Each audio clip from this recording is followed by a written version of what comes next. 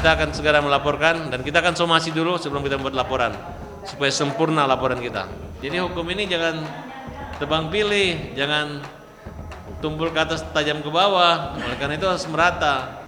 Halo, assalamualaikum warahmatullahi wabarakatuh. Untuk rekan kami Farhad Abbas, dia sekarang sudah mulai mensiomaisi Sanas Sadika dan Randy. Katanya ada tayangan atau apalah ya terkait mereka berdua yang melakukan perbuatan amoral. Nah, rekan Farhad Abbas ini mensomasi karena mereka artis bla bla bla bla. Bung Farhad, yang berhak membicarakan perihal artis itu saya.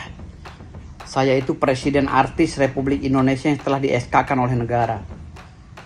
Jadi nggak usah Bung Farhad itu senggol sana senggol sini, orang masuk dalam ranah urusan pribadi orang lalu memperkeruh. Justru sebagai lawyer, saudara itu harusnya memberikan pencerahan agar mereka tidak ribut dan tetap bersatu rumah tangganya.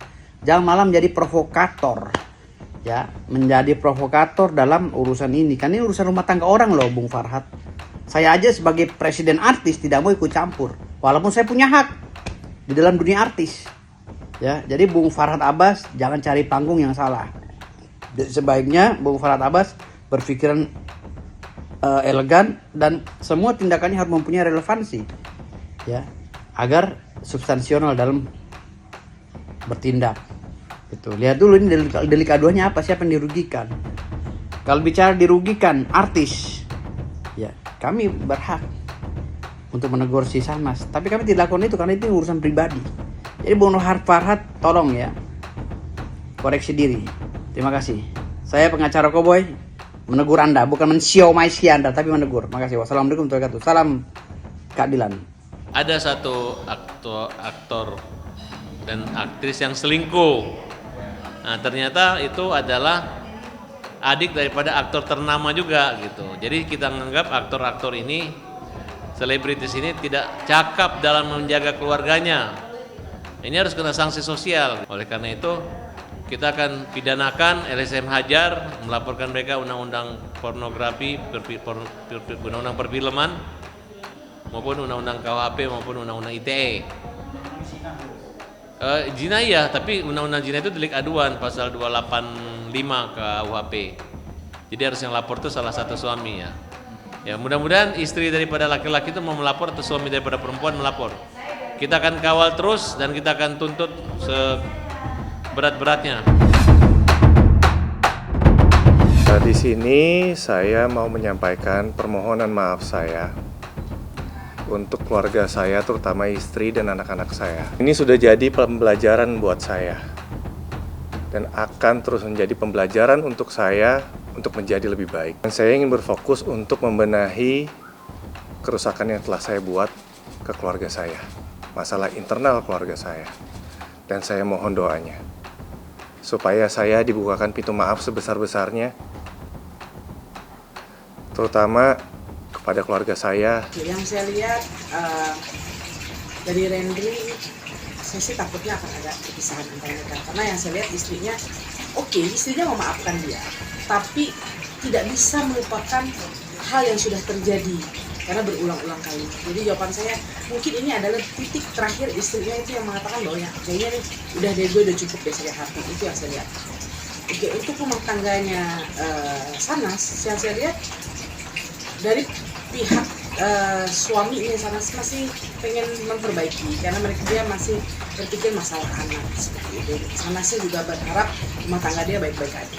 Ini kan masih proses, yang penting kita tanda tangan surat kuasa dulu, pelan-pelan dipikirkan matang-matang dari Bu Lady-nya juga apa akibatnya, apa dampaknya terhadap anak. Nah habis itu kalau sudah selesai baru kita ajukan. Jadi kita masih wait and see lah gitu.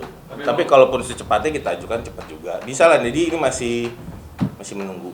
Tulus nggak ya? Jawaban saya ini tulus. Kenapa tulus? Karena dia di titik kehancuran dia.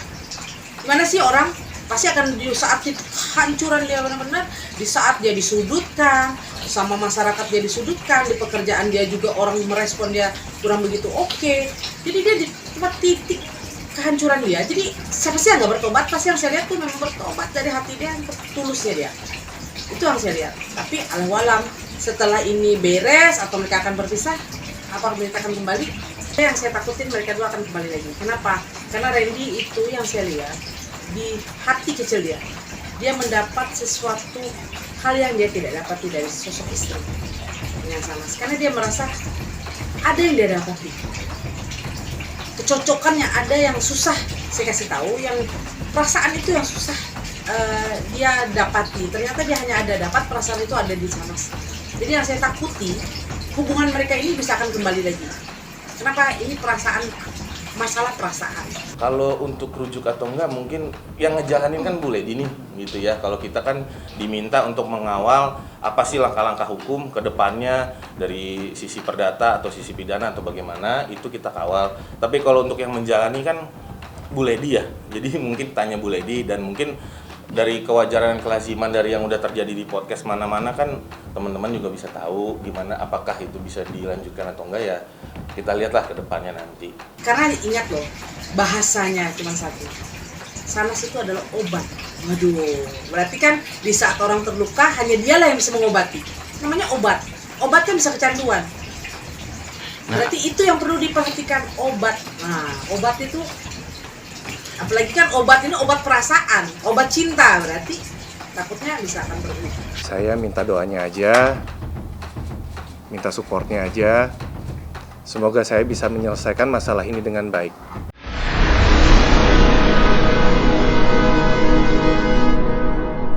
Jadi jangan lupa untuk subscribe Cumi Cumi. Ditekan ya tombol lonceng merahnya.